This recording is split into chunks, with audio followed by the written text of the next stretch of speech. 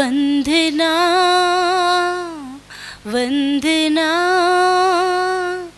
సమాధాన ప్రభు నాకు స్తోత్రయాగమే స్తోత్రయాగమే వందనా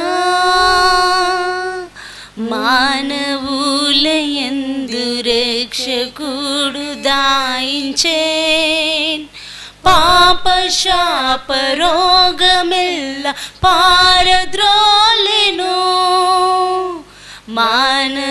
మానవులయందు రక్షకుడు దాయించేన్ పాప శాప రోగమెల్ల పారద్రోలెను గాతించిన కాలమంత నన్ను బ్రోచెను గాతించిన కాలమంత నన్ను బ్రోచెను వందనా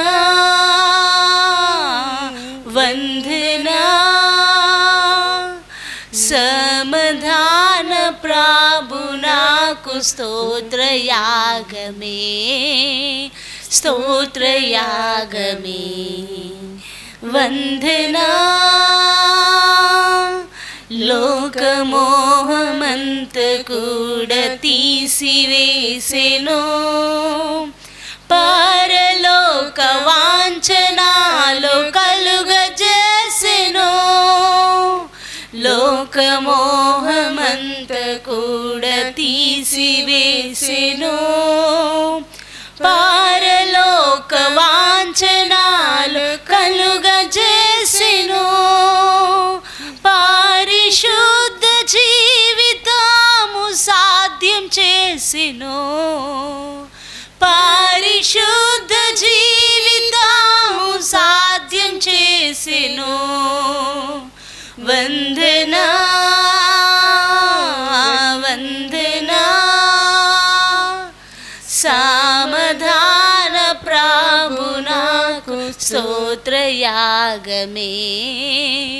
స్తోత్రయాగమే వందనా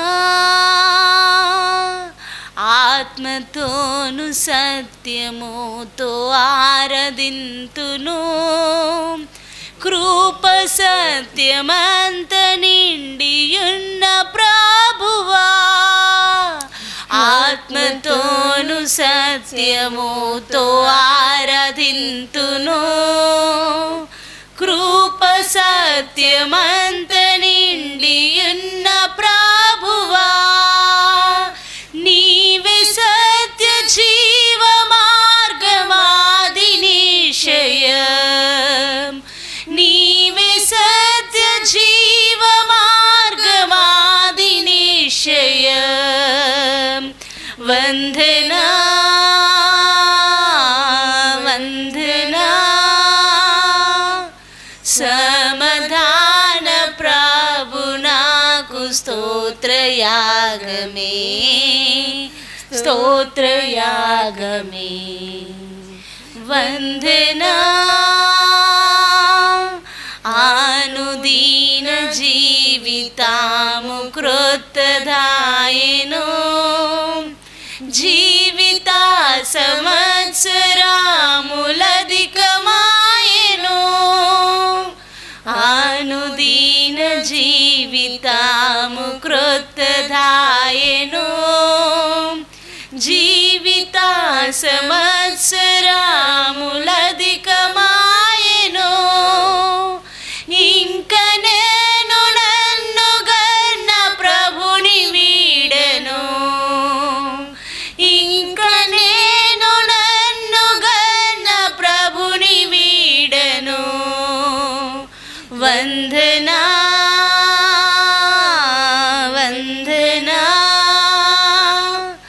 సమాధాన ప్రభు నాకు స్తోత్రయాగమే స్తోత్రయాగమే వందనా స్తోత్రం స్తోత్రం క్రీస్తు నాకు మాన్వపూర్వక జీవకాలమంత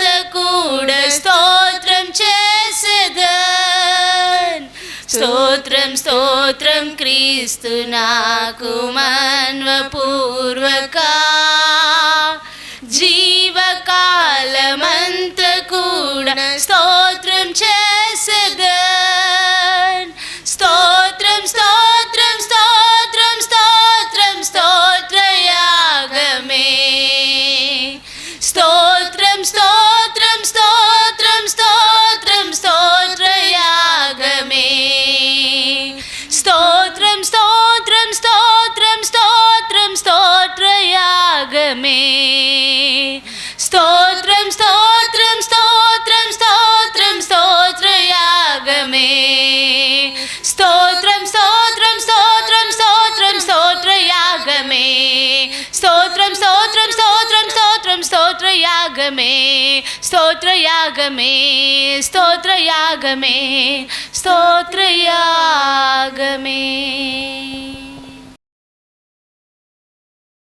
ప్రభు మనతో ఉన్నారు కనుక మన దేవునికి స్తోత్రాలు చెల్లిద్దాం. స్తోత్రం స్తోత్రం స్తోత్రం స్తోత్రం స్తోత్రం స్తోత్రం స్తోత్రం. పరిశుద్ధాత్ముడే మాట్లాడువారు గనుక దేవునికి స్తోత్రాలు చెల్లిద్దాం. స్తోత్రం స్తోత్రం స్తోత్రం స్తోత్రం స్తోత్రం స్తోత్రం స్తోత్రం స్తోత్రం స్తోత్రం స్తోత్రం స్తోత్రం స్తోత్రం స్తోత్రం స్తోత్రం స్తోత్రం స్తోత్రం స్తోత్రం. మన ప్రభువును రక్షకుడైన యేసుక్రీస్తు ద్వారా తండ్రి అయిన దేవునికి యుగాలలో ఆరాధన స్తుతులు స్తోత్రం నమస్కారాలు మహిమయు ఘనతయు కీర్తియు ప్రభావములు ఆరోపించుచు స్తోత్రాలు చెల్లిద్దాం.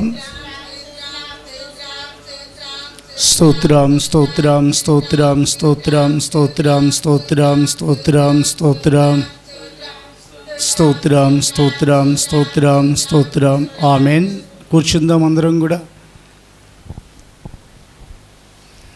యేసుక్రీస్తు యొక్క రెండో రాకడ గురించి అనేకమైన హెచ్చరికలు మనం నేర్చుకుంటూ వస్తున్నాం. ఇది రెండో భాగం కనుక పోయిన ఆదివారం అనగా 3వ దినమున, ఈ నెల 3వ దినమున యేసుక్రీస్తు యొక్క రాకడ గురించిన ప్రవచనాలను మనం నేర్చుకున్నాం. రెండో భాగంలోకి మనం వెళ్ళి మనలా మన ప్రభువైన యేసు ఆయన యొక్క రహస్య రాకడ గురించి ఆయన చెప్పిన హెచ్చరికలు వాటిని మనం ఈ దినం నేర్చుకోబోతున్నాం. వీలైనంత వరకు ఈరోజు ఎపిసోడ్ అంటే ఈ రెండవ భాగం ప్రభునందు పూర్తి చేసుకుందాం. పరిశుద్ధ గ్రంథాన్ని తెరవండి. హెబ్రీయులకు వ్రాయబడిన పత్రిక 10వ అధ్యాయము 37వ వచనం మనం చదువుతున్నాం. ఇక కాలము బహు కొంచెముగా ఉన్నది, వచ్చుచున్నవారు ఆలస్యము చేయక వచ్చును. ఇక్కడ నుండి మనం పరిశుద్ధ గ్రంథాన్ని ప్రారంభించాం.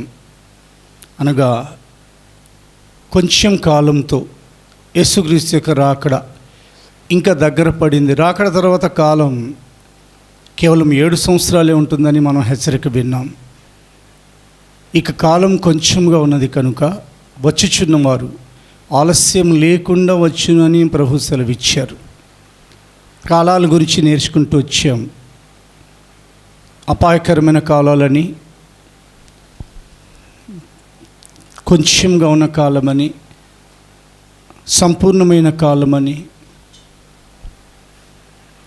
దేవుని యొక్క ఇదిగో రాకడ కాలాలని, ఆ కాలములను గురించి, ఆ దినములను గురించి అవును పౌలు గారు కూడా హెచ్చరిక చేశారు. కనుక ఈ కాలాల గురించి మనం నేర్చుకునే ఈ దినమున యేసుక్రీస్తు యొక్క రాకడ ఎప్పుడు జరుగుతుంది, ఆయన ఏ టైం లేదా ఏ సమయం ఆయన కేటాయించారు, లేదా ఆ సమయం చెప్పారు, లేదా ఆ గుర్తులు చెప్పారు, దానిని ఈరోజు మనలో మనం ధ్యానిస్తాం. మొట్టమొదటిగా మనం నేర్చుకున్నాం ఆయన ప్రొద్దుగురికి రానై ఉన్నారని. ఈరోజు మనం నేర్చుకోబోతున్నాం ఆయన అర్ధరాత్రి వచ్చును ఖచ్చితంగా అర్ధరాత్రి వస్తాను అని అనలేదు. ఆయన ప్రొద్దుగురికి వచ్చును. చదువుదాం పరిశుద్ధ గ్రంథాన్ని తెరచి మార్కు సువార్త దేవుని యొక్క వేదవాక్యంలో నుండి 13వ అధ్యాయము 35వ వచనం చదవబడుతుంది. మార్క్స్ వార్త 13:35. ఇంటి యజమానుడు ప్రొద్దుగురుకు వచ్చును, అర్ధరాత్రి వచ్చును, కోడి కూయినప్పుడు వచ్చును, తెల్లవారినప్పుడు వచ్చును, ఎప్పుడు వచ్చునో మీకు తెలియదు. ఈ హెచ్చరిక ఎప్పుడు వచ్చినో తెలియదు అనే మాటతో దేవుడు ముగించారు. అక్కడ 4 సమయాలు ప్రభు ఇచ్చారు. అందులో ఈరోజు రెండో భాగంలోకి మనం వెళదాం. ఆయన అర్ధరాత్రి వచ్చునో అని తెలియపరిచారు. చూడండి, పరిశుద్ధ గ్రంథాన్ని జాగ్రత్తగా మనం కొన్ని అర్ధరాత్రుల గురించి మనం పరీక్షించి చూసినట్లయితే అర్ధరాత్రి చాలా ఎక్కువగా దేవుని యొక్క వేదవాక్యం ప్రకారంగా ఒక ప్రాముఖ్యమైన కాలానికి హెచ్చరికగా నిలిచిపోయింది. పస్కా పండగ పూర్తి చేశారు. పస్కా పశువును వారు వండుకున్నారు. పస్కా పశువు యొక్క ఆ రక్తమును వారి యొక్క ద్వారముల నిలువు కమ్ముల మీద, అడ్డకమ్ముల మీద వారు మొత్తం 3 భాగాలుగా పూసారు. ఆ తర్వాత వారు ఆ ఆహారాన్ని తీసుకొని ఆ రాత్రి వారు పడుకున్నారు. ఇజ్రాయెల్ ప్రజలు అర్ధరాత్రి వేళ పడుకుని ఉన్నారు. ఐగుప్తులు కూడా పడుకొని ఉన్నారు. గుర్తుపెట్టుకుందాం, ఇజ్రాయెల్ ప్రజలు పడుకొని ఉన్నారు. హెచ్చరిక, ఐగుప్తులు కూడా పడుకొని ఉన్నారు. అయితే ఐగుప్తుల యొక్క ఇంటిలో మహాఘోష రేగింది. వాళ్ళ యొక్క తొలిచూలు పశువులేమి ఫరో ఇంటిలో మొదలుకొని ఖైదీలో ఉన్న లేదా ఆ చెరసాలో ఉన్న ఖైదీ యొక్క తొలి పిల్ల వరకు ఐగుప్తు దేశంలో యెహోవా హతము చేస్తునని రాయబడింది. అది ఫరో దేశం మీదకి లేదా ఐగుప్తు దేశం మీదకి దేవుడు పంపిన 10వ తీర్పు. అప్పటి వరకు దేవుని యొక్క ప్రజలను నేను పోనివ్వను అని తన హృదయాన్ని కఠినపరుచుకుంటున్న ఫరో అర్ధరాత్రి వేళ ఇశ్రాయేల్ ప్రజలకు కబురు పంపిస్తే ఇశ్రాయేల్ ప్రజలందరూ లేవాల్సి వచ్చింది. అంటే మోషేని పిలిచి వారు మోషే అహరోనులను అర్ధరాత్రి వేళ పిలిచి, మీరు బయలుదేరి వెళ్ళిపోండి, మీరు కోరుకున్నట్లుగా మీ మందలను మీ పశువులను తీసుకుని పోవుడి, మీరు వెళ్ళి యెహోవాకు ఇదిగో మరి ఆరాధన చేయండి, యెహోవాను సేవించండి. చదవండి, పరిశుద్ధ గ్రంథాన్ని తెరిచి అర్ధరాత్రి వేళ నిర్గమకాండము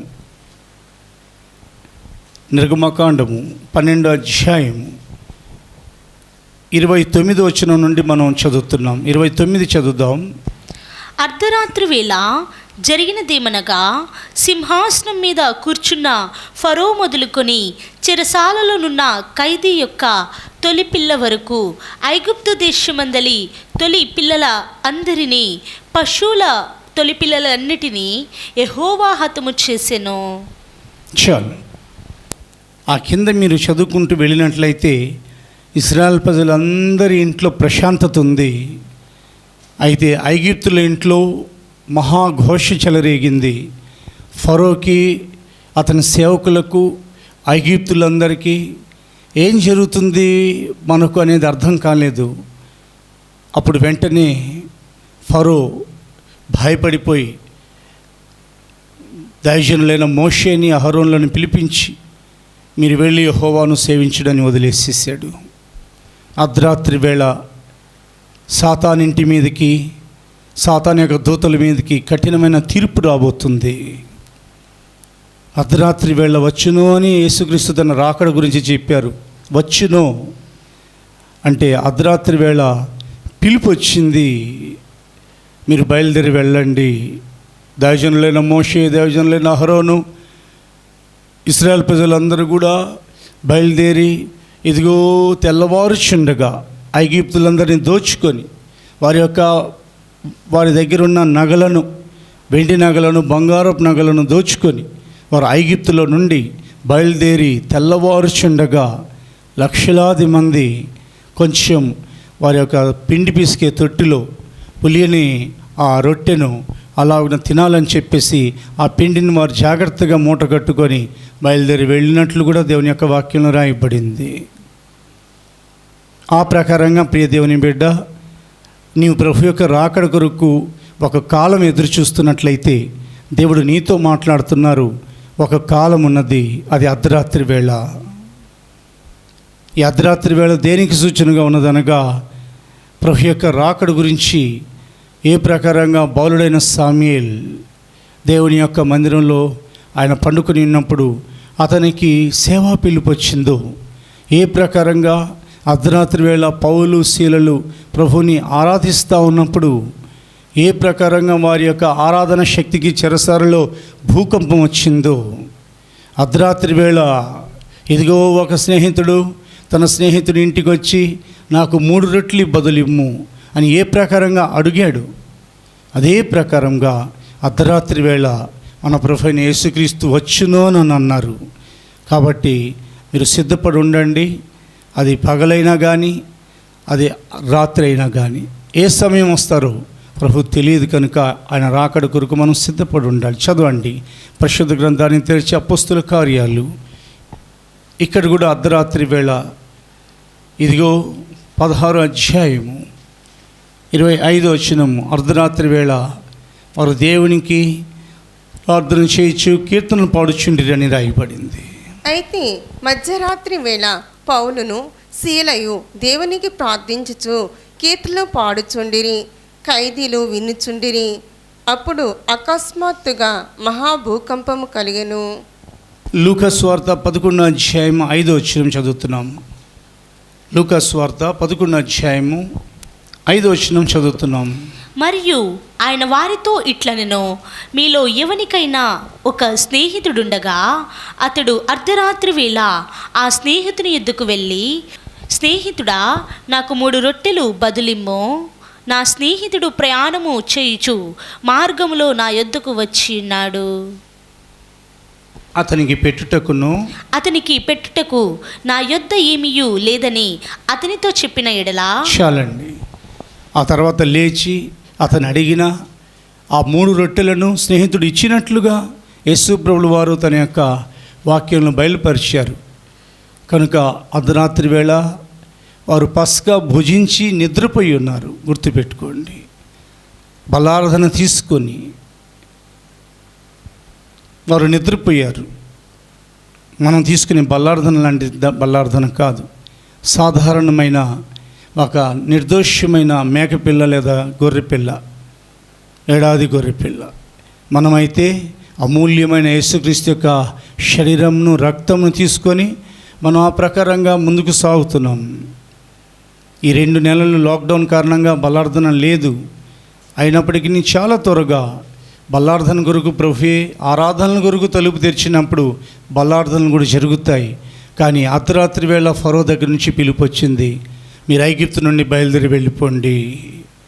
ఎందుకంటే నా దేశంలో మా దేశస్తుల యొక్క కుటుంబాల్లో ప్రతి ఇంటిలో మహాఘోష రేగింది. ఆ తర్వాత వారు బయలుదేరి వెళ్ళిపోయారు. వాస్తవానికి ఏమని చెప్పాలి, మా ఇంట్లో తొలిచూల పిల్లలు చచ్చిపోయారయ్యా, వాళ్ళ సమాధులు జరగాలి. కాబట్టి 2 రోజుల తర్వాత వాళ్ళ సమాధులు అయిపోతాయి. సమాధి కార్యక్రమం అయినాక మీరు బయలుదేరి వెళ్ళండి అని అనలా, వెంటనే మీరు బయలుదేరి వెళ్ళిపోండి అన్నారు.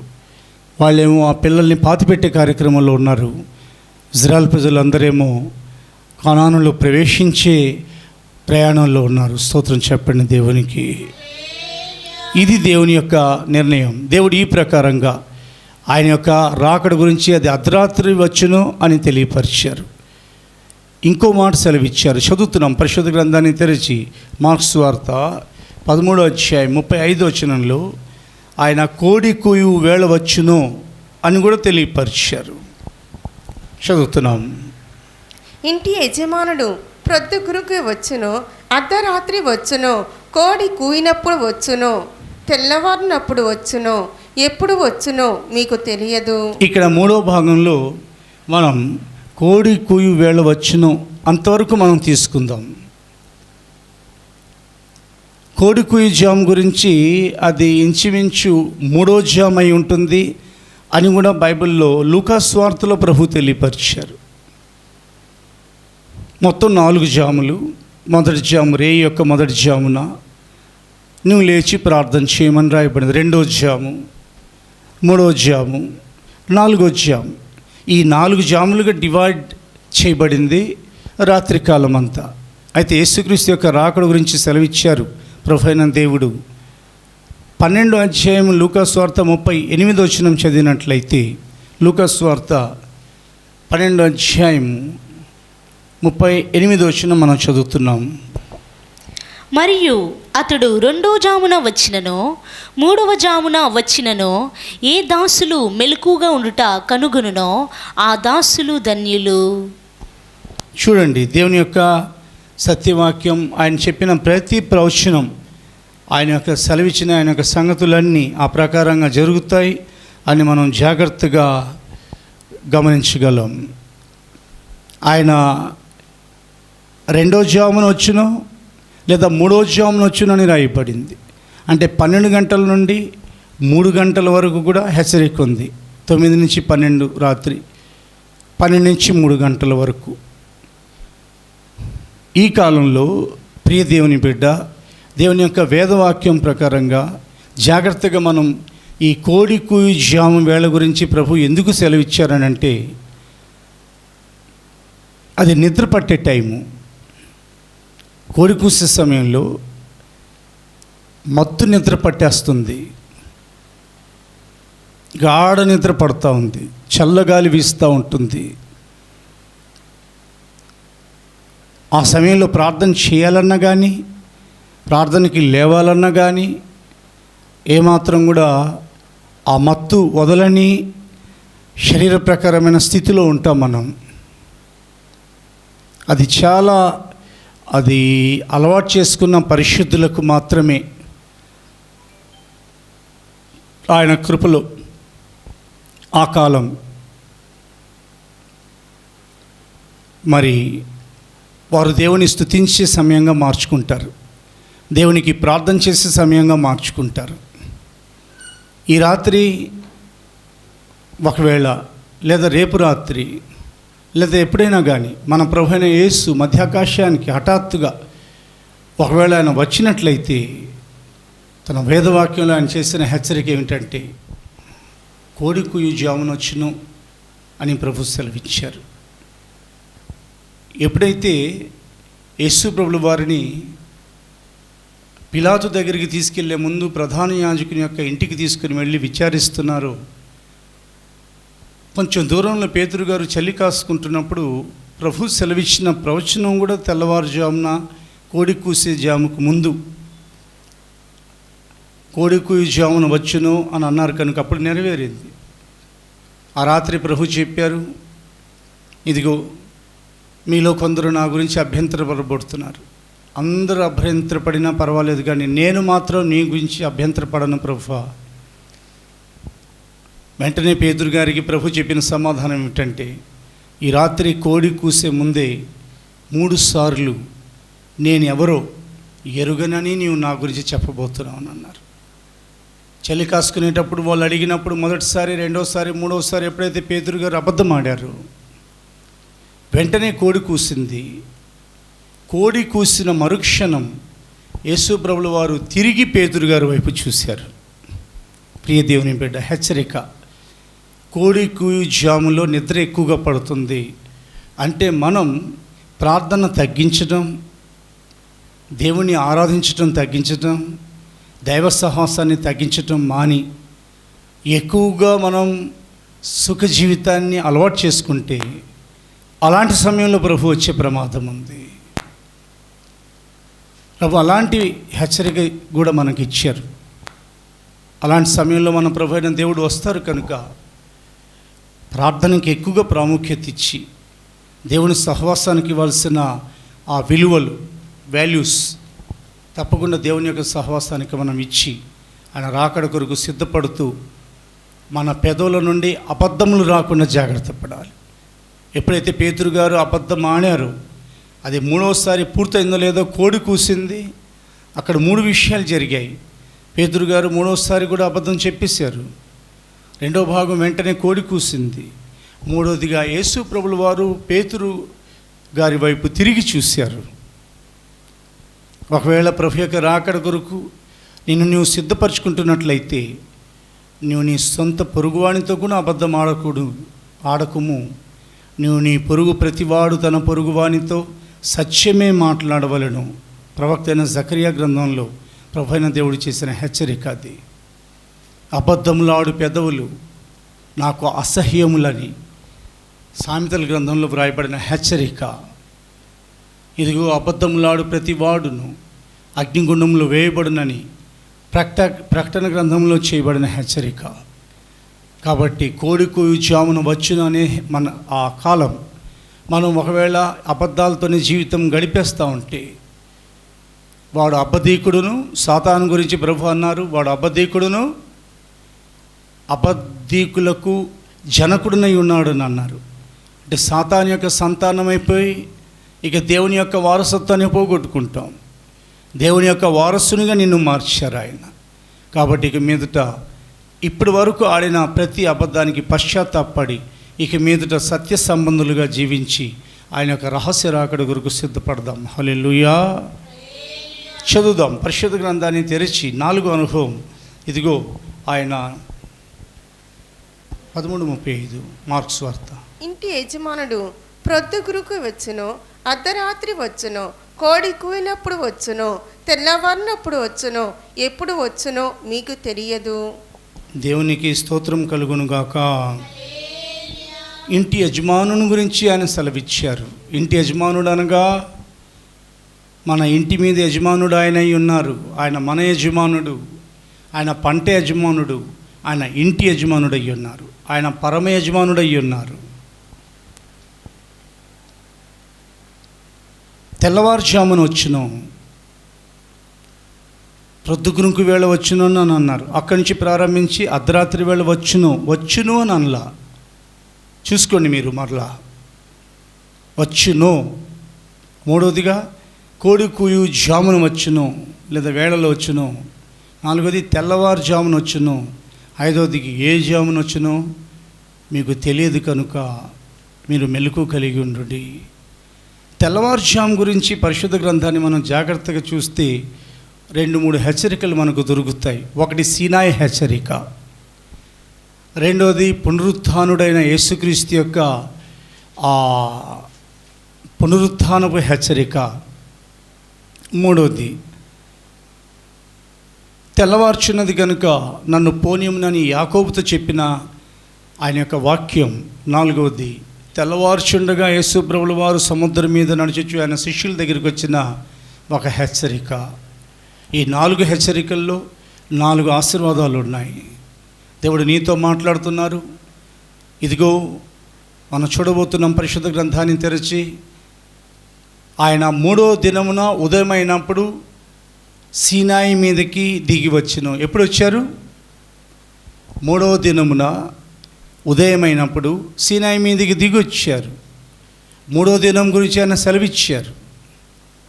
మొదటి 2 దినములు శుద్ధీకరించే అవకాశం వారికి ఇచ్చారు. అవి శుద్ధీకరణ దినాలుగా మార్చారు. యేసుక్రీస్తు యొక్క రాకడ కొరకు సిద్ధపడుతున్న మనం సీనాయి మీదకి ప్రభు దిగొచ్చే ముందు ఆయన ప్రజలను ఎందుకని శుద్ధీకరించుకోమన్నారు? 2 దినములు వస్త్రాలు ఉతుక్కోమన్నారు. మొదటి రోజు ఉతికిన వస్త్రాలు మరలా 2వ రోజు వారు ఉతుక్కోవాలి. 2 రోజులు దేవుడు అవకాశం ఇచ్చారు వస్త్రాలు ఉతుక్కోవడానికి. ఆ రోజున 2 దినములు, ఈ దినమున 2000 సంవత్సరాలు కూడా సూచనగా మనం తీసుకోవచ్చు. ప్రభు దృష్టికి 1 దినము 1000 సంవత్సరముల వలెను, 1000 సంవత్సరములు 1 దినం వల్లే ఉన్నవి కనుక 2000 సంవత్సరాలు అయిపోయాయి. ప్రతి శతాబ్దంలో ఆయా తరాలలో ఆయన చేత ఆయన రాకడ కొరకు ఏర్పరచబడిన వారు వస్త్రాలు ఉతుక్కోవడానికి దేవుడు అనుగ్రహించిన అవకాశం. ఉతుక్కుంటున్నారా వస్త్రాలు? గలీజ్ అయిపోతున్నాయి ఆ వస్త్రాలు. ప్రపంచ పరిస్థితులు చాలా తారుమారుగా ఉన్నాయి. 10 సంవత్సరాల వయసులో పిల్లలు కూడా ఈ మొబైల్స్ ద్వారా, ఇంటర్నెట్ సేవ విస్తరించడం ద్వారా నేను తెలుసుకున్న సంగతి ఏమిటంటే, పేపర్లో ఆ పేపర్ ఆయన చాలా వేదనతో రాస్తున్నాడు. ఇంటర్నెట్ సేవలు విస్తరించడం వలన చదువుకుంటున్నాం మమ్మీ, మేము మా సిలబస్ చూసుకుంటున్నాం డాడీ మేము అనుకొని వాళ్ళని తల్లిదండ్రులను మభ్యపెట్టి 10 సంవత్సరాల పిల్లల నుండి ఇంచుమించు ఆ పైపు వయసు పిల్లలందరూ దాదాపుగా 75% భ్రష్టత్వంలోకి వెళ్ళిపోయారు. చూడకూడనివి వారు చూస్తున్నారు. ఎందుకని ప్రభుత్వాలు ఇలాంటి వెబ్సైట్ని నిషేధించట్లేదని పేపర్ అడుగుతున్నాడు, పేపర్ ఆయన. అందుకని లోకంలో జరుగుతున్నవి పరిశుద్ధుల్లో జరగకూడదు. There is difference between the worldly people and the holy people. We are the elected one. మనం పరిశుద్ధులం. లోకంలో జరిగేది జరగనివ్వండి. వాళ్ళలో జరుగుతున్నది చూసి మీరు కూడా ఒకవేళ వాటిని జరిగించినట్లయితే మీ ఆత్మీయ జీవితాలు పతనమైపోతాయి. సినాయి పర్వతం మీదకి ఆయన ఉదయం అయినప్పుడు వీళ్ళు శుద్ధీకరించుకున్నారు కనుక దిగొచ్చారు. ఇంకో విషయం ఏమిటంటే, వీళ్ళు శుద్ధీకరించుకున్నా కానీ వారిలో ఒక్కడు కూడా కొండ మీదకి ఎక్కిపోలేదు, మోషే తప్ప. గుర్తుపెట్టుకోండి. వాళ్ళు శుద్ధీకరించుకున్నందువలన వారికి కలిగిన ధన్యత ఏమిటంటే, వారి పాళెంలో నిలిచి దూరం నుండి సీనాయి పర్వతం మీద దిగి వచ్చిన యెహోవా యొక్క అగ్నిని, దేవుని యొక్క బూర శబ్దాన్ని, ప్రభు యొక్క సన్నిధిని, ఆ కంపం సీనాయి పర్వతం అంతా కంపించుచుండగా, ఆ ఉరుములు, ఆ సాంద్ర మేఘము సీనాయి పర్వతాన్ని ఆవరించుచుండగా వారు కన్నులారా చూశారు. వారు శుద్ధీకరించుకున్నందువలన చూడగలిగారు. దేవుడు నీతో మాట్లాడుతున్నారు. ఆయన రాకడకు ముందు ఈ తెల్లవారుజామున వచ్చునని సెలవిచ్చారు కనుక నీకు ఒక శుద్ధి అవసరం. ప్రతి దినం ఒక శుద్ధి అవసరం. ప్రతి సమాజ కూటంలో ఒక శుద్ధి అవసరం. ఆయన రాకడ వరకు ఒక శుద్ధి అవసరం. నిద్రపోయే ముందు ఒక శుద్ధి అవసరం. శుద్ధీకరించుకునేవారు ఇదిగో ఆయన యొక్క రాకడ కొరకు సిద్ధపడటానికి అవకాశం ఉంటుంది ప్రియ దేవుని బిడ్డ. రెండవది, యేసు ప్రభు యొక్క పునరుత్థాన అనుభవం. స్త్రీలు బయలుదేరి తెల్లవారుచుండగా, ఇంకా చీకటి ఉండగానే బయలుదేరి వెళ్ళేటప్పటికే దేవదూత కూర్చొని ఉన్నారు. ఆయన ఇక్కడ లేడు, వచ్చి చూడండి. ఆయన తాను చెప్పినట్లు లేచి ఉన్నాడని చెప్పారు. తెల్లవారక ముందే ఆయన తిరిగి లేచారు. గుర్తుపెట్టుకోండి. అందుకనే మనుష్య కుమారుడు తెల్లవారు వచ్చునో అని సెలవిచ్చారు. ఈ తెల్లవారుజాము కేవలం తెల్లవారుజామునకు మాత్రమే సూచనగా లేదు. ఈ తెల్లవారుజామును ఇంకొక దానికి కూడా సూచనగా ఉన్నది.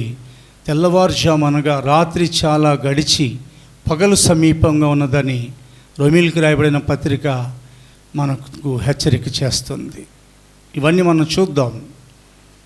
ప్రియ దేవుని బిడ్డ, చదవండి పరిశుద్ధ గ్రంథాన్ని తెరిచి నిర్గమకాండము 19వ అధ్యాయంలో ఉదయం అయినప్పుడు సీనాయి పర్వతం మీదకి దేవుడైన యెహోవా దిగి వచ్చారు అని వ్రాయబడింది. నిర్గమకాండము 19వ అధ్యాయము 16వ వచనం చదువుతున్నాం.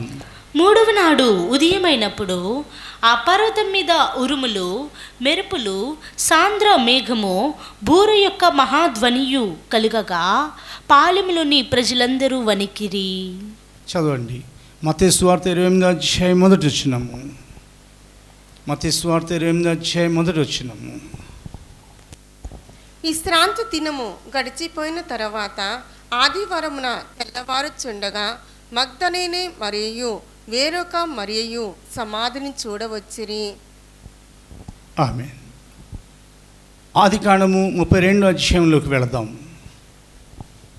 ఆదికాండము 32వ అధ్యాయం 26వ వచనము. ఆయన తెల్లవారుచున్నది గనుక నన్ను పోనిమ్మనగా అతడు, నీవు నన్ను ఆశీర్వదించితేనే గాని నిన్ను పోనీయనెను. మత్తయి సువార్త 14వ అధ్యాయం 25వ వచనం చదువుదాం. మత్తయి సువార్త 14వ అధ్యాయము 25వ వచనము. రాత్రి 4వ జామున ఆయన సముద్రం మీద నడుచుచు వారి యొద్దకు వచ్చెను. రోమీయులకు రాయబడిన పత్రిక 13వ అధ్యాయము 12వ వచనం చదువుతున్నాం. రోమీయులకు రాయబడిన పత్రిక 13వ అధ్యాయం 12వ వచనము. రాత్రి చాలా గడిచి పగలు సమీపముగా ఉన్నది గనుక మనము అంధకార క్రియలను విసర్జించి తేజస్ సంబంధమైన యుద్ధోపకరణములు ధరించుకుందము. ప్రియ దైవజనమా, ప్రియ దేవుని యొక్క సాక్ష్యమా, ప్రభువైన దేవుడు అనేకమైన వాక్యపు హెచ్చరికల ద్వారా నిద్రపోతున్న నిన్ను మరలా మేలుకొలుపుతున్నారు. ఆయన సీనాయి పర్వతం మీదకి ఉదయమైనప్పుడు వచ్చారు. పునరుత్థానుడై సమాధిలో నుండి తెల్లవారుజాము కాకముందు ఆయన బయటకు వచ్చేసారు. యాకోబు దగ్గరికి ఆయన వచ్చి యాకోబుతో దేవునితో యాకోబు పెనుగులాడినప్పటికీ అతన్ని ఆశీర్వదిస్తున్నప్పుడు ఆయన అన్నారు, ఆశీర్వదించే ముందు అన్నారు, తెల్లవారుచున్నది కనుక నన్ను పోనిమ్ము. ప్రియ దేవుని బిడ్డ, తెల్లవారుజాము ఆయనకు సంబంధించింది.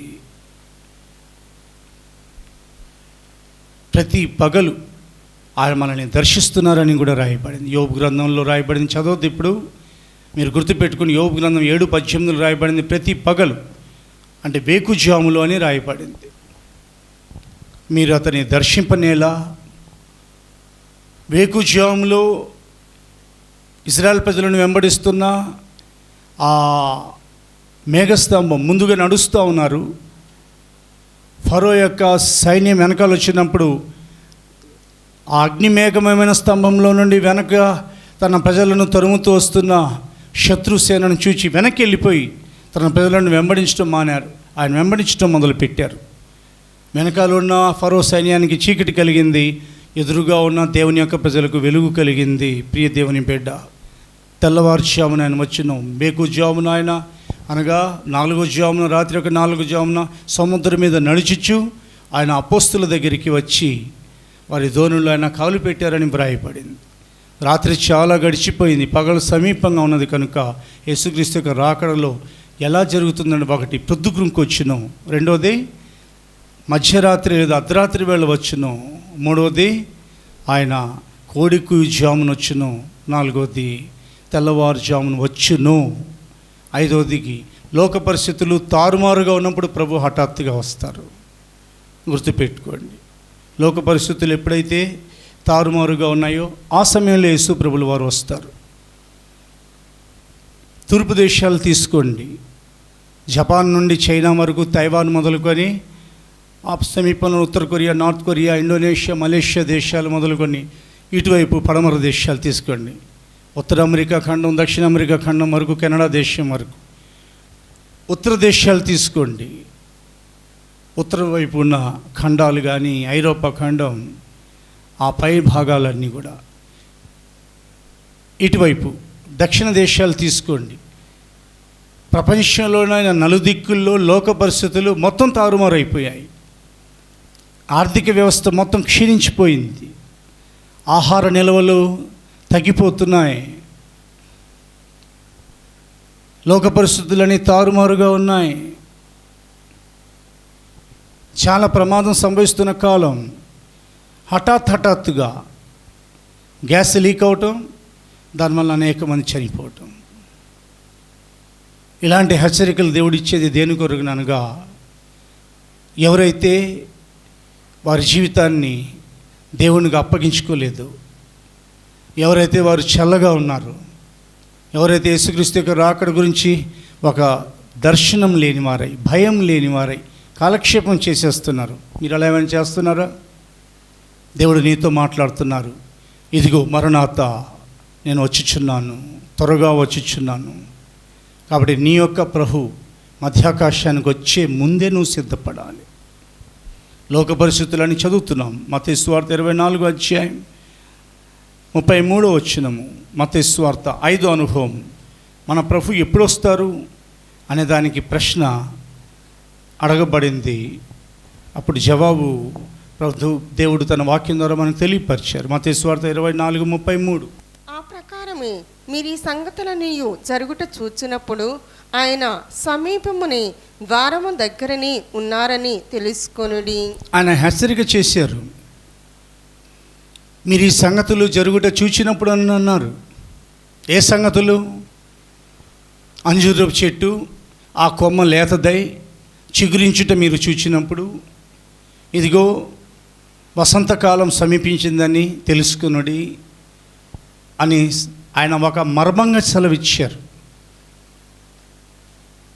ఆ మర్మం ఆయన పరిశుద్ధులకు తప్ప అందరికీ అర్థం కాదు. అంజూరపు చెట్టు చిగురించుట, లేతదై చిగురించుట ఏమిటో అర్థం కాదు చాలామందికి. ఈ అంజూరపు చెట్టు ఇజ్రాయెల్ ప్రజలకు సూచనగా ఉన్నది. ఈ అంజూరపు చెట్టు ఇజ్రాయెల్ ప్రజలకు గుర్తుగా ఉన్నది. వారు చిగురించారు. ఇంచుమించు 1947-48 సంవత్సరాలు ఇజ్రాయెల్ ఒక స్వతంత్ర దేశంగా మారింది. ఇప్పుడున్న అమెరికా ప్రెసిడెంట్ గారు దానిని ప్రత్యేకమైన ఒక రాజ్యంగా గుర్తించారు. ఒక ప్రత్యేకమైన అర్హత దానికి కలిగించారు. ఈలోపు యూదులందరూ కలిసి మెస్సియా అని ఒక వ్యక్తిని మెస్సియాగా అభిషేకించేసేసారు. బలిపీఠం కట్టేస్తున్నారు. దేవాలయం కట్టడం కొరకు సిద్ధపడుతున్నారు. మీకు తెలియనివి జరుగుతున్నాయి. ఇజ్రాయెల్ దేశంలో దేవాలయం కట్టబడాలని వారు సిద్ధపాటు చేసుకుంటున్నారు. అయితే సంఘం ఎత్తబడే ముందు ఇవన్నీ కూడా ఇజ్రాయెల్ ప్రజల్లో వచ్చిన ఉద్యమం, ఇదిగో మా ప్రభు అయిన మెస్సే వచ్చేసారు, ఇక ఆయన నిజమైన మెస్సే అని చెప్పి ఆయనను అభిషేకించేసేసారు. ఇవన్నీ కూడా లోక పరిస్థితులు తారుమారుగా ఉండటం మీరు చూసినప్పుడు మీ ప్రభు సమీపంనే ద్వారం దగ్గరే ఉన్నాడని తెలుసుకున్నాడు అని ప్రభు సెలవిచ్చారు. పరిస్థితులు మారుతున్నప్పుడు మనం మారాలి. పరిస్థితుల్ని చూచి మన హృదయం రూపాంతరం చెందాలి. ప్రభు మనల్ని భయపెట్టరు. ప్రభు మనల్ని భయం నుండి తప్పిస్తారు. గుర్తుపెట్టుకోండి. పరిశుద్ధ గ్రంథాన్ని మనం తెరచి ఇలాగున చూసుకుంటూ వెళుతున్నాం. ఆయన ప్రొద్దుగురుంకు వెళ్ళవచ్చునో, అర్ధరాత్రి వెళ్ళవచ్చునో, కోడుకు జామునొచ్చునో, తెల్లవారుజామునొచ్చునో అని సెలవిచ్చి, ఐదవదిగా లోక పరిస్థితులు తారుమారుగా ఉన్నప్పుడు ఆయన వచ్చే అవకాశాలు ఉన్నాయి. ప్రపంచ దేశాలన్నీ కరోనాతో లాక్డౌన్ చేసేసాయి. ప్రాణభయంతో ఉన్నాయి. లక్షల మంది చచ్చిపోతున్నారు. ఎప్పటికీ ఈ కరోనా అనే తెగులు మరి నిలిపివేయబడుతుందో, వ్యాక్సిన్ ఎప్పుడు వస్తుందో తెలియని పరిస్థితులు ఉన్నాయి. ఒకవేళ కరోనా కానీ ఇంకా విస్తరించడం అంటూ జరిగితే పరిస్థితులు చాలా తారుమారైపోతాయి. ఇలాంటి సమయంలో ప్రభు వస్తే మనం ఏం చేయగలం? సంవత్సరం అసలే లేదు. మందిరాలు తెరిచి ఉన్నప్పుడేమో రాలేదు. ఆరాధన బాగా జరిగేటప్పుడేమో నిర్లక్ష్యంగా ఇంట్లో కూర్చున్నాం. ఏదో ఆదివారం వచ్చి ఏదో చుట్టుపు చూపుగా, ఏదో మొక్కుబడిగా, నామకార్థపు ఒక క్రైస్తవ జీవితానికి అలవాటు పడిపోయి దేవుడు ఒక షాక్ ఇచ్చి లోక పరిస్థితులు మార్చి చూశారు. లోకంలో ఉన్న పరిస్థితులు తారుమారైపోయాయి. దానికి కారణం మనం మారాలని. లోకంలో జరుగుతున్నవి చూసైనా మీరు మారండి. ఇప్పటికైనా కానీ మోకరించి క్షమాపణ అడగండి. పరిశుద్ధ గ్రంథాన్ని ఇంకా మనం పరీక్షించి చూసినట్లయితే ఇంకా ఎప్పుడు వస్తారు యేసు ప్రభులు వారు అని అంటే లోకులందరూ అనుకుంటారంట భయమేమీ లేదు, అంతా కూడా ప్రశాంతంగా ఉన్నది, నెమ్మదిగా ఉన్నది అనుకున్నప్పుడు ప్రభు దినం వస్తుందంట. చదువుదాం పరిశుద్ధ గ్రంథాన్ని తెరచి తెస్సలోనిక మొదటి పత్రిక 5వ అధ్యాయము మొదటి 2 వచనాలు చదువుతున్నాం. తెస్సలోనిక మొదటి పత్రిక 5వ అధ్యాయము మొదటి 2 వచనాలు మనం చదువుతున్నాం. సహోదరులారా, ఆ కాలములను గూర్చియు ఆ సమయములను గూర్చియు మీకు వ్రాయనక్కరలేదు. రాత్రివేళ దొంగ ఇలాగు వచ్చునో అలాగే ప్రభు దినము వచ్చునని మీకు బాగుగా తెలియను. లోకులు నెమ్మదిగా ఉన్నది, భయమేమీ లేదని చెప్పుకొనుచుండగా గర్భిణీ స్త్రీకి ప్రసవ వేదన వచ్చినట్లు వారికి ఆకస్మికముగా నాశనము తటస్థించును గనుక వారెంత మాత్రమును తప్పించుకొనలేరు. 3వ వచనం కూడా రాసుకోండి. మొదటి తెస్సలోనిక పత్రిక, తెస్సలోనికలకు రాయబడిన మొదటి పత్రిక 5వ అధ్యాయము మొదటి 3 వచనాలని రాసుకోండి. లోకస్తులందరూ అనుకుంటారు భయం ఏమి లేదు, నెమ్మదిగా ఉంది అనుకున్నప్పుడు ప్రభు వస్తారు. అంటే లోకస్తుల యొక్క నిర్విచారపు స్థితిని బట్టి ప్రభు వస్తారు. ఇది నేను చెప్పేది కాదు, ఏ సేవకులు చెప్పేది కాదు, సాక్షాత్తు దేవుని యొక్క వాక్యం చేస్తున్న హెచ్చరిక. గర్భిణీ స్త్రీకి ప్రసవ వేదన ఎప్పుడు వస్తుందో తెలియదు. ఆమెను చాలా జాగ్రత్తగా కాపాడుకుంటారు. ఆమె కొరకు ఎప్పుడు వాహనం సిద్ధపరిచి ఉంచుతారు. నొప్పులు తగులుతున్నాయని చెప్పమ్మా, ముందుగానే తెలియపరచు అని వెంటనే ఆ వైద్యులకు కూడా సంప్రదింపులు జరిపి ఉంచుతారు. అందుకని ఎక్కువగా ప్రైవేట్ వైద్యశాలల్ని ఎక్కువగా కోరుకుంటారు. ఎందుకంటే ఆ డాక్టర్లు అందుబాటులో ఉంటారు కాబట్టి. కొంతమంది అయితే ఒకరిద్దరు ప్రైవేట్ డాక్టర్లని వాళ్ళు కన్సల్టెంట్గా పెట్టుకుంటారు. దేని కొరకనంటే వాళ్ళు అందుబాటులో ఉంటారని. ఒకవేళ ఈ అమ్మాయికి ప్రసవ వేదన వచ్చినప్పుడు వైద్యుడు అందుబాటులో లేకపోతే చాలా ఇబ్బంది అయిపోతుంది కదా. ఆ ప్రకారంగా యేసుక్రీస్తు యొక్క రాకడ జరుగుతుందని హెచ్చరిక వచ్చింది. గర్భిణీ స్త్రీకి ప్రసవ వేదన, ఇదిగో వచ్చినట్లుగా హఠాత్తుగా ప్రభు దినము రాబోతుంది. లోకస్తుల మీదకి ఆ దినం రాబోతుంది. కాబట్టి ప్రభు దినము దొంగ వచ్చినట్లని కూడా దేవుని యొక్క వాక్యంలో ఇందాక మనం చదువుకున్నాం. అక్కడ రాత్రి వేళ దొంగ ఎలాగొచ్చినో అలాగే ప్రభు దినం వచ్చినని మీకు బాగుగా తెలియను. అందుకని యేసుక్రీస్తు యొక్క రాకడలో ఎత్తబడాలని ఎవరైతే ఆశపడుతున్నారో, లోకంలో అంత ప్రశాంతంగానే ఉంది అని అనుకునే కాలం ఒకవైపేమో లోకంలో ప్రమాదకరమైన పరిస్థితులు ఉంటాయి, ఒకవైపేమో లోకంలో ప్రశాంతమైన పరిస్థితులు కలిగిస్తూ ఉంటారు దేవుడు. అలాంటి సమయంలో ప్రభు వచ్చే అవకాశం ఉంది. లోకస్తుల యొక్క ప్రశాంతతకు మన యొక్క సిద్ధపాటుకు తేడా ఏమిటి, దానికి సంబంధం ఏమిటో మీకు తెలుసా? వాళ్ళు ప్రశాంతంగా ఉన్నారని చూచి మీరు కూడా ప్రశాంతతలోకి వెళ్ళిపోతారు. కొన్ని దేశాల్లో కరోనా రోగం వచ్చినా కానీ చిందులు వేస్తున్నారు. కొన్ని దేశాల్లో కరోనా రోగం వచ్చినా కానీ బీచుల్లో వారు సంబరాలు చేసుకుంటున్నారు. కరోనా వచ్చినా కానీ వాళ్ళకి కొంచెం వెసులుబాటు కలిగించినందుకు వారు చాలా నెమ్మదిగా ఉంది, చాలా ప్రశాంతంగా ఉంది. ఎందుకనంటే లాక్డౌన్ వలన మొత్తం క్లైమేట్ అంతా మారిపోయింది, పొల్యూషన్ అంతా తగ్గిపోయింది.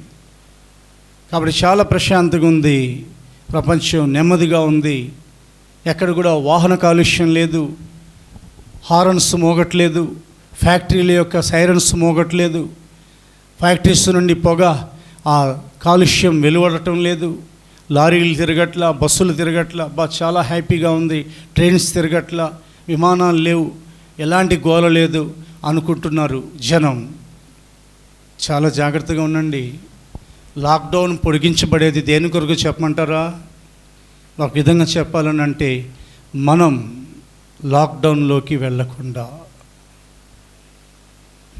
ఇది ప్రభుత్వాలు, మన దేశ ప్రభుత్వాలు, కేంద్ర రాష్ట్ర ప్రభుత్వాలు మేలుకోరి చేస్తున్న లాక్డౌన్. అది సాతాను చేత విధించబడబడిన 7 సంవత్సరాల లాక్డౌన్ కాలం. ఉంటారా 7 సంవత్సరాల లాక్డౌన్లో? 2 నెలలకి అల్లాడిపోతున్నారు. 2 నెలలకే తల్లడిల్లిపోతున్నాయి ప్రాణాలు. యేసుక్రీస్తు యొక్క రాకడ గురించిన హెచ్చరిక తెలిసిన నీవు నీ యొక్క జీవితంలో ఒక నూతనమైన దర్శనంలోకి రావడం చాలా మంచిది. వాళ్ళు ఏం భయం లేదు, ప్రశాంతంగా ఉందని అనుకోనివ్వండి. నీకు ఎప్పటికీ ఏ భయం రాదు.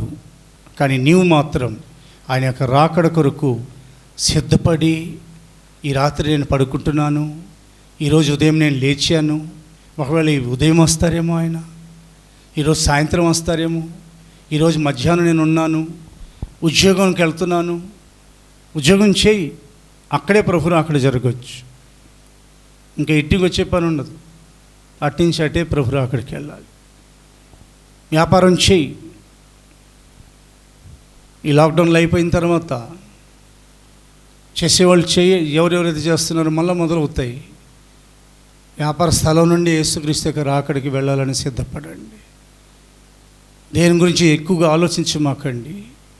మీ గురించి ఆలోచిస్తున్న దేవుడు ఒక ఆయన ఉన్నారని జ్ఞాపకం చేసుకోనండి. వేదవాక్యాన్ని మనం తెరచి పరిశుద్ధ గ్రంథాన్ని చూచి ఆఖరిగా మనం ముగిద్దాం. మనం ఎప్పుడైతే అనుకున్నామో ఆ ఘడియలో ప్రభు వస్తారు. చదువుదాం వస్తారు దేవుని యొక్క వేదవాక్యాన్ని తెరచి లూకా సువార్త 12వ అధ్యాయము 40వ వచనం చదువుతున్నాం. లూకా సువార్త 12వ అధ్యాయము 40వ వచనము. మీరు అనుకునని గడియలో మనుష్య కుమారుడు వచ్చును గనుక మీరును సిద్ధముగా ఉండుడని చెప్పాను. మీరు అనుకునని గడియల్లో మనుష్య కుమారుడు వచ్చును గనుక, ఆఖరిగా బ్రతుకునికి వచ్చును, అర్ధరాత్రి వేళ వచ్చును, కోడికి జామున వచ్చును, తెల్లవారుజామున వచ్చును, లోక పరిస్థితులు తారుమారుగా ఉన్నప్పుడు వచ్చును, అంత ప్రశాంతంగా ఉన్నప్పుడు వచ్చును. ఆఖరిగా మీరు ఎప్పుడైతే అనుకున్నారో ఆ సమయంలోనే ప్రభు వస్తారు. అంజూరపు చెట్లక ఆ పండే కాలం కాదు, పండ్లు రావు ఆ కాలంలో. ఇది మామిడికాయల కాలం కదా, మామిడి పండ్లు తెగ పండుతున్నాయి, తెగ అమ్ముతున్నారు, తెగ తినేస్తున్నాం. అంజూరపు చెట్లు ఫలించని కాలాల్లో ప్రభు ఒక అంజూరపు చెట్టు దగ్గరికి వెళ్ళి నాకేమైనా దొరుకుతుందా అని నిలబడ్డారు. కానీ అందులో ఆకులు తప్ప ఏమీ లేవు. ఆయన నీవెన్నడూ ఫలించకుందువుగాక అని శపించారు. దేవుడై ఉండి శపించారా? అర్థం ఏమిటంటే అంజూరపు చెట్ల పండ్ల కాలం కాదని సృష్టికర్త అయిన దేవునికి తెలియదా? తెలిసి ఎందుకు ఆ చెట్టును శపించారు ఆయన? ఇది దేనికి సూచనగా ఉన్నదనగా అంజూరపు చెట్టు ఇజ్రాయెల్ ప్రజలకు సూచనగా ఉన్నది. దాంతోపాటు మనకు ఒక హెచ్చరికగా ఉన్నది. యేసు ప్రభుల వారు వచ్చినప్పుడు దేవుని యొక్క ప్రజలు ఇదిగో ఆయన తన స్వకీయులు ఎదుకు వచ్చినా కానీ ఆయన సొంత రక్షకునిగా అంగీకరించలేకపోయారు. ఆయనను తృణీకరించారు, తిరస్కరించారు.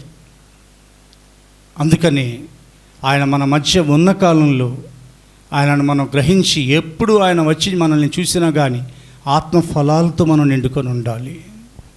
దేవునికి స్తోత్రం కలుగునుగాక. అనుకున్నప్పుడు వస్తారు ఆయన, చెప్పిరారు.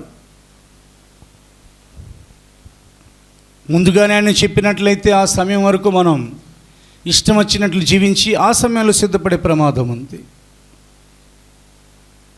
ఒక వ్యక్తి యేసుక్రీస్తుకి రాకడికి సిద్ధపడాలనంటే ఒక పూట చాలదు, ఒక దినం చాలదు, ఒక నెల చాలదు, ఒక సంవత్సరం చాలదు. ఒక వ్యక్తి నూతన యెరూషలేముగా, దేవాలయంగా, సీయోనుగా ఒక సేవకురాలు మారాలంటే ఇట్ విల్ టేక్ టైం. దానికి తగ్గ క్రయం చెల్లించాలి, దానికి తగ్గ ప్రతిష్ఠ చేయాలి, దానికి తగ్గట్టుగా ఇదిగో తను తాను నలగొట్టుకుంటూ జీవించాలి, దానికి తగ్గట్టుగా ఆయన రాకడ కొరకు దర్శనం కలిగి ఉండాలి. ఎన్నో వచ్చినది 12వ అధ్యాయము 40 వచ్చినాం కదా. ఆ కింద వచనాల్లో ఆయన అన్నారు, ఇదిగో మీ నడుములు కట్టుకొని ఉండుడి, మీ దీపములు వెలుగుచు ఉండుడి. మీ యజమానుడు, ఇంటి యజమానుడు ఎప్పుడు వచ్చినో అతని కొరకు తలుపు తీయుటకై ఎదురుచూచు దాసుల వలె ఉండుడి. 3 హెచ్చరికలు చేశారు.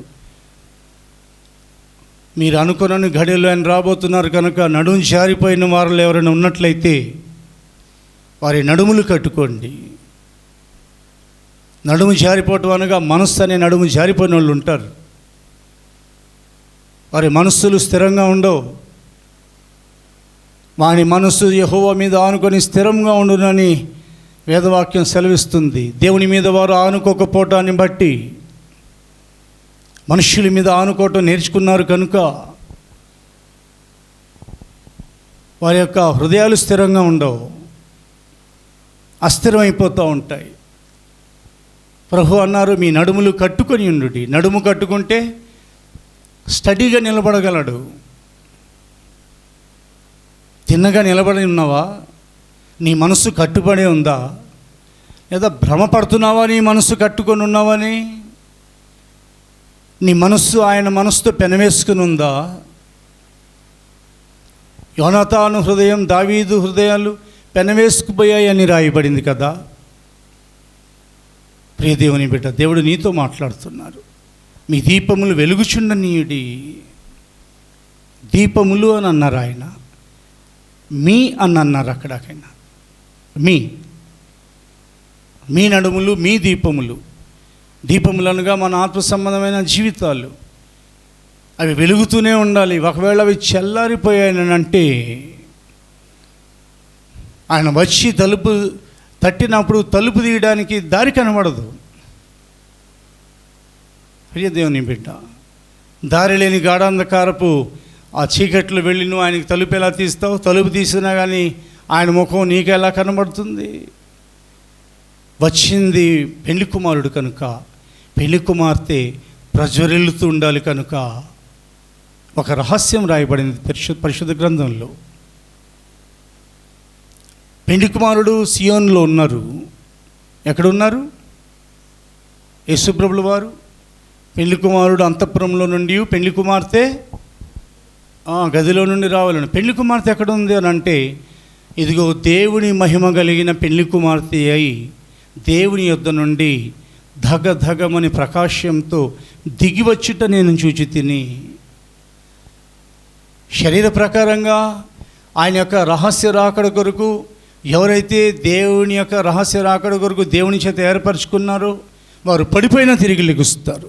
పడిపోయిన స్థితిలో వాళ్ళు ఉండరు. పడిపోయి ఉన్నామా తిరిగిలే.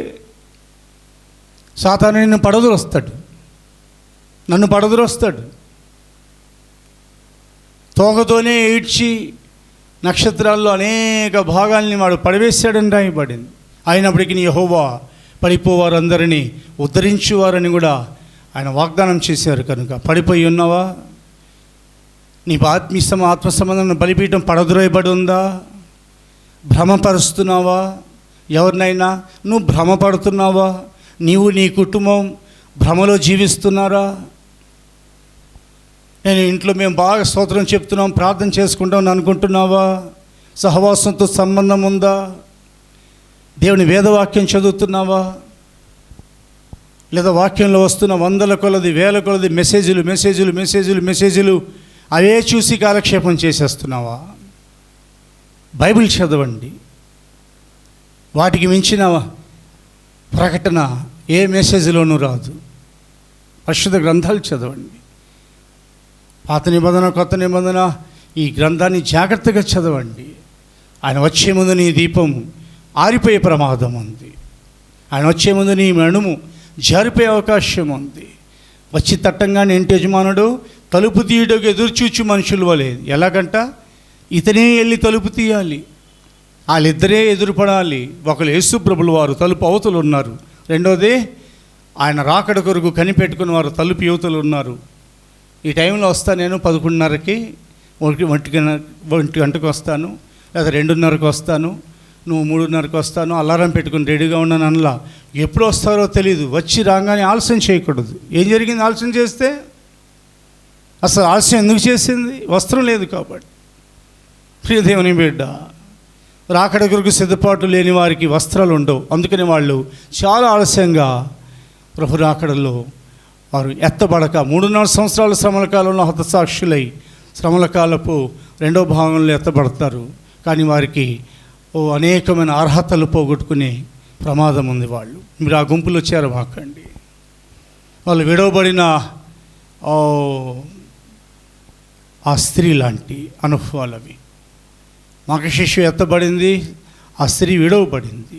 మీరు విడవబడకుండా జాగ్రత్త పడండి. ఎందుకనంటే ఆయన వచ్చి తలుపు కొడుతున్నారు.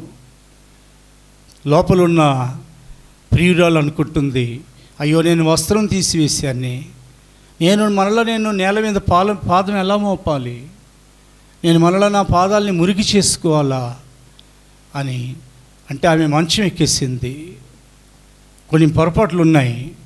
తను చేసిన పొరపాట్లు, షులమితి అనే ప్రియురాలు చేసిన పొరపాట్లు, ఆమె వస్త్రం తీసేసింది. రెండోది ఆమె మంచం ఎక్కేసేసింది.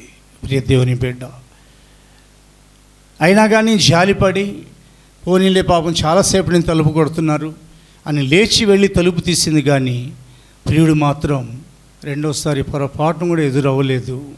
ప్రియ దేవుని బిడ్డ, ఆయన తలుపు తట్టిన మరుక్షణం తలుపు తీయడానికి ఎదురుచూచి మనుషుల వలె ఉండుడి అని అన్నారు. ఇదిగో కాలము బహు కొంచెముగా ఉన్నది, కాలము సంపూర్ణమై ఉన్నది, కాలము సంకుచితమై ఉన్నది, కాలము అపాయకరమైన కాలాలుగా మారిపోయాయి. ఇది ఘడియలు, ఆఖరి ఘడియలుగా మారిపోయాయి. కావలివాడా, కాలం ఎంత అయింది, టైం ఎంత అయింది అని అడిగే కాలం, కాలం నెరిగి నడుచుకునే కాలం. ఆయన వచ్చినప్పుడు ఒకవేళ మీరు నిద్రపోవచ్చునుట ఆయన చూచునేమో. శరీర ప్రకారమైన నిద్ర గురించి మాత్రం ఆయన ఇక్కడ కేవలం దాని గురించే ప్రస్తావించలా, ఆత్మ సంబంధమైన నిద్ర గురించి ప్రస్తావించారు. ఈ లాక్డౌన్లో ఇంకా దేవునికి దగ్గరగా రండి. లాక్డౌన్లోనే తెరుచుకునగానే మన పనులకు మనం అప్పగించబడదాం. ఒకవేళ ఈలోపు యేసుక్రీస్తుకి రాకడ జరిగితే ఆయన రహస్య రాకడ ఆయన ఎదుట మనం ప్రత్యక్షపరచబడదాం. చదువుదాం పరిశుద్ధ గ్రంథాన్ని తెరిచి. లూకాసు వార్త 12:35-36 హెచ్చరిక. లూకాసు వార్త 12:35-36 హెచ్చరిక. మీ నడుములు కట్టుకునియుండుడి, మీ దీపములు వెలుగుచుండనీయుడి. తమ ప్రభువు పెండ్లి విందు నుండి వచ్చి తట్టగానే అతనికి తలుపు తీయుటకు అతడెప్పుడు వచ్చునో అని అతని కొరకు ఎదురు చూచు మనుషుల వలె ఉండుడి. పరమగీతాల గ్రంథం 5:6. పరమగీతాల గ్రంథం 5:6. నా ప్రియునికి నేను తలుపు తీనంతలో అతడు వెళ్ళిపోయాను. అతని మాట వినుటతోనే నా ప్రాణము సొమ్మసిల్లెను. నేను అతన్ని వెతికినను అతడు కనబడకపోయాను. నేను పిలిచినను అతడు పలకలేదు. 3వ వచనం చదువుతున్నాం. నేను వస్త్రము తీసివేస్తుని, నేను మరలా దాన్ని ధరింపనేలా నా పాదములు కడుక్కొంటిని, నేను మరలా వాటిని మురికి చేయనేలా. ఇలాగున తను అనుకుంటున్న కాలంలో వచ్చేసారు ఆయన. ఇంచుమించు ముగింపులో ఉన్నాం మనం. ఇలా అనుకుంటుంది తను. అందుకనే ముందుగానే చెప్పారు ఆయన, ఇదిగో మీతో చెప్పినది అందరితో చెప్పుచున్నానని అన్నారు ఆయన. దేవుడు కాబట్టి ఆయన ఒకసారి మాట్లాడతారు, దానిని కొన్ని వందల సార్లు వేల సార్లు చదవాల్సిన బాధ్యత మనది. మనుషుల మాటలు 10 సార్లు విన్నామనంటే నీకు రోత అసహ్యం పుడుతుంది. ఒకవేళ నీ మాటలు 10 సార్లు వాళ్ళు విన్నారంటే వాళ్ళకి అసహ్యం పుడుతుంది, రోత పుడుతుంది. కానీ ఆయన దేవుని మాటలు అవి. చదివి చూడండి పరిశుద్ధ గ్రంథాన్ని. మీరు 1,00,000 సార్లు బైబిల్ చదవలేరు అనుకోండి, కనీసం 1000 సార్లు కూడా చదవలేరేమో. అది నేనైనా చదవలేను. కనీసం ఒక 100 సార్లు చదివి చూడండి. 101సారి చదివినప్పుడు మనలా పరిశుద్ధ గ్రంథం నూతనంగా అనిపిస్తుంది మనకి. ఎందుకంటే ఆయన మాటలు అవి. ఇదిగో మీతో చెప్తున్నాను, మీతో చెప్పినది అందరితోనూ చెప్పుచున్నానని అన్నారు ఆయన. చాలా త్వరగా ప్రభు రాబోతున్నారు. ఆయన ఎదుర్కోవడం కొరకు సిద్ధపడండి. మరణాత మన ప్రభు అయిన యేసు ఆయన రహస్య రాకడలో ఆయనను ఎదుర్కొనే అనుభవాలు ఆయన ఎప్పుడు వస్తారో మనకు తెలియపరిచారు. కనుక ఆ ఘడియలు, ఆ కాలాలు, ఆ దినం గురించి మనం మెలకుగా ఉండుటకు కృప దయచేసి ఆయన రాకడకు ముందు మనల్ని సిద్ధపరిచి శ్రమల కాలం నుండి మనల్ని తప్పించి ఆయన రహస్య రాకడలో తన ఎదుట మనల్ని నిలబెట్టుదురుగాక. ఆమేన్. తలలోంచుదాం, ప్రార్థన చేసుకుందాం. అందరం కళ్ళు మూసుకుందాం. మహాగరుడా, మీకు స్తోత్రాలు తండ్రి. మీరు ఎప్పుడు వస్తారో తెలియదు కాబట్టి నా తండ్రి ప్రభురాజువి, ప్రతి గురువుకి వస్తారో నా తండ్రి, అర్ధరాత్రి వేళ వస్తారో, తెల్లవారుజామున వస్తారో, కోడి కూయినప్పుడు వస్తారో తండ్రి, మాకు తెలియదు కాబట్టి నా తండ్రి ప్రభు, మేము ఎల్లప్పుడూ సిద్ధపడి ఉండగన్నా భాగ్యము ధన్యత దైత్యమునుడుకునొచ్చు నా తండ్రి. మీకు స్తోత్రాలు రాజా. అయా కోడి కూయినప్పుడు వస్తారో తండ్రి ప్రభు, అయా నా తండ్రి ప్రభు, అయా మేము ఎల్లప్పుడు నా తండ్రి ప్రభు, అయా ప్రార్థనతో నా తండ్రి ప్రభు మెలుగుగా కలిగి జీవించాలి తండ్రి. మీకు స్తోత్రాలు రాజా. ప్రార్థనతో మెలుగు కలిగి జీవించాలి తండ్రి. మీకు స్తోత్రాలు రాజా. అయా అబద్ధములు నా తండ్రి ఎవరితోనూ ఆడకుండా నా తండ్రి, అయా మీరు కృప చూపించబడుకునొచ్చు నా తండ్రి. మీకు స్తోత్రాలు రాజా. అబద్ధములాడు పెదవులు నా తండ్రి ప్రభు మీకు అసహ్యములు తండ్రి. మీకు స్తోత్రాలు రాజా.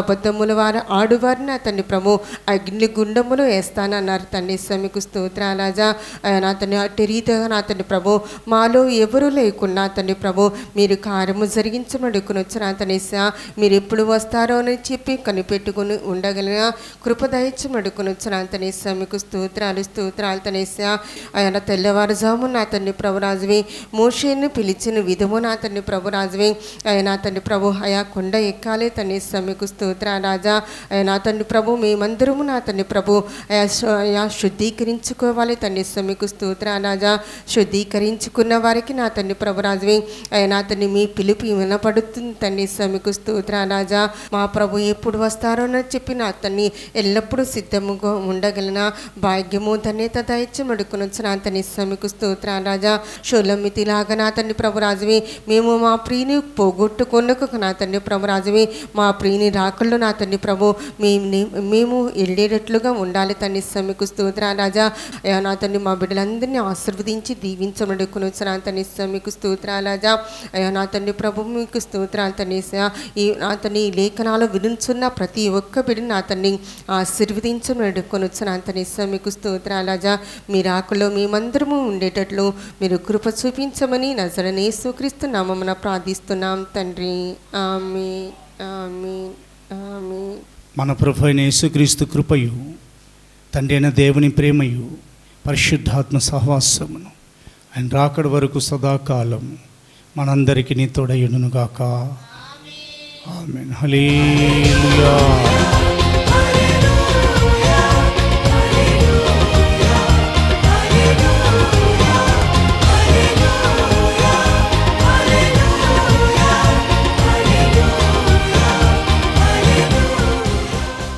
Praise the Lord. Please subscribe to House of Pentecost and share the videos.